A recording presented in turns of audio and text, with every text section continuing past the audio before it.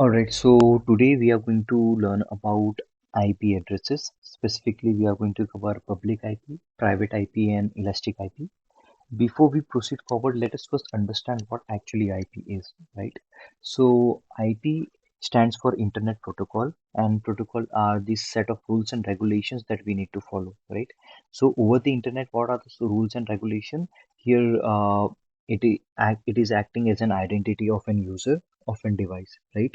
So, basically, just like in general terms, we have our driving license and Aadhaar card, which is used for our identification or identity in internet is been represented by using IP addresses. Now again, IP addresses are of two types, IPv4 and IPv6.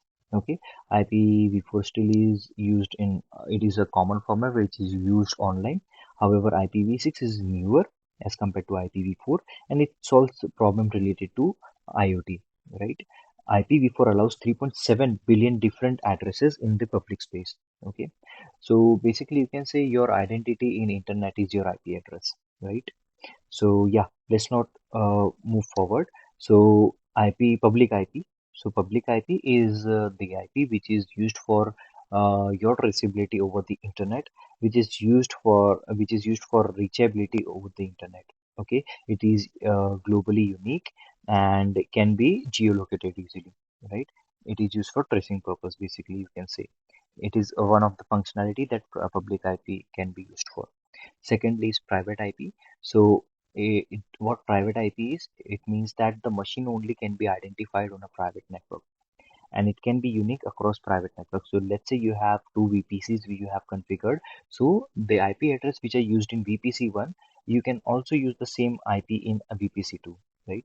All right, let's move forward. Only specific range of IP address can be used as a private IP, right? That's the last point that we have covered. Now the last point is elastic IP. As the name suggests, elastic, which means a behavior which can be used repeatedly, right? You can even stretch it, right? When I say stretch it, it's not in elastic term. It is in terms of IP. So in general terms, in AWS, whenever we shut down any VM, at that time our public IP get changed. Now let's see if there is a scenario where you need the same IP to be used every time, even if you uh, restart your VMs multiple times. So at that time, elastic IP come into picture. Okay, so let's go to the points. When you stop and start an EC2 instance, it change its public IP. And if you need to have a fixed public IP for your instance, you need this thing which is called as elastic IP. An elastic IP is an IPv4 IP, which is known, which is your own as long as you won't delete it.